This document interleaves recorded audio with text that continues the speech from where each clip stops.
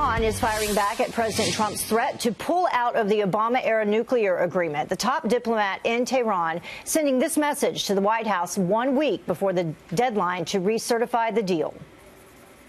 The U.S. has consistently violated the agreement, especially by bullying others from doing business with Iran. We will neither outsource our security, nor will we renegotiate or add on to a deal we have already implemented in good faith.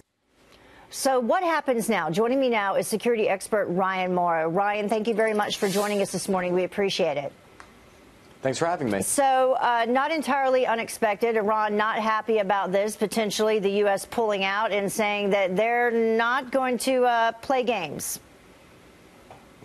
What else is new? The Iranian regime is whining again. I mean, that's really what they're doing here. What their strategy is that they hope to make hundreds of billions of dollars from oil deals and other deals with international companies all around the world, and they realize that that's now not going to happen because even though the deal did happen, you've got President Trump in there now, and you've especially got Pompeo and Bolton in there, and they have their eye on stopping the Iranian nuclear program altogether, their state sponsorship of terrorism, and maybe even killing the Iranian Islamic Revolution altogether. So it's really not the fault of the United States that businesses don't want to enter into contracts with the leading state sponsor of terrorism. But at the same time, we have the UN, we have our European allies all saying, you know, telling President Trump and his administration to stay in the deal.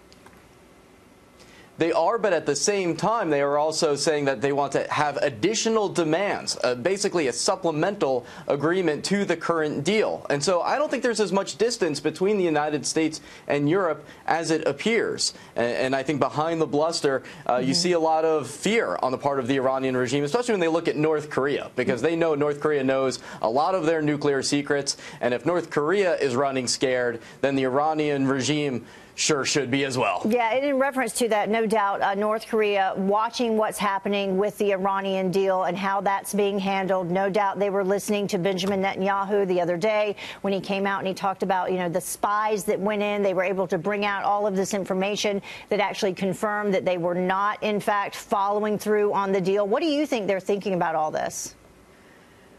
I think they're trying to figure out what their next move is because they don't have many good options.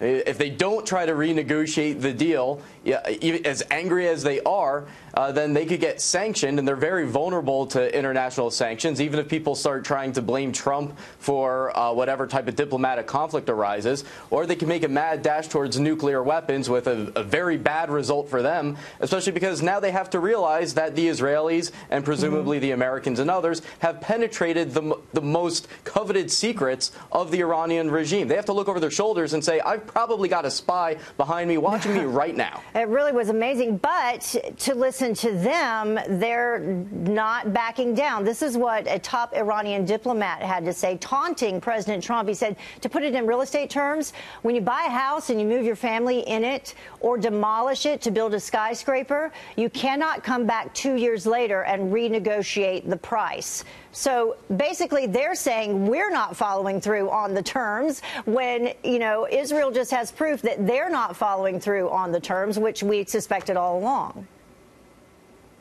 Right. It's typical propaganda, and it's really a lame attempt from the Iranian regime to try to engage in witty banter because these type of one-liners is how diplomacy happens nowadays, and they're really bad at it. And they're also trying to be tough because that's what's worked for them in the past. It's not going to work anymore, but they're trying to figure out what are we going to do now that we've been exposed essentially as weak clowns, with all due respect to clowns. Yeah. I mean, they are a threat. The Iranian regime is a threat, but let's not overestimate it, and let's appreciate our position of strength right now. Absolutely, as North Korea seems to be doing with the potential release of these 3 hostages going on right now. So, Ryan, thank you very much. Got our eyes on a lot of things developing overseas. Thank you.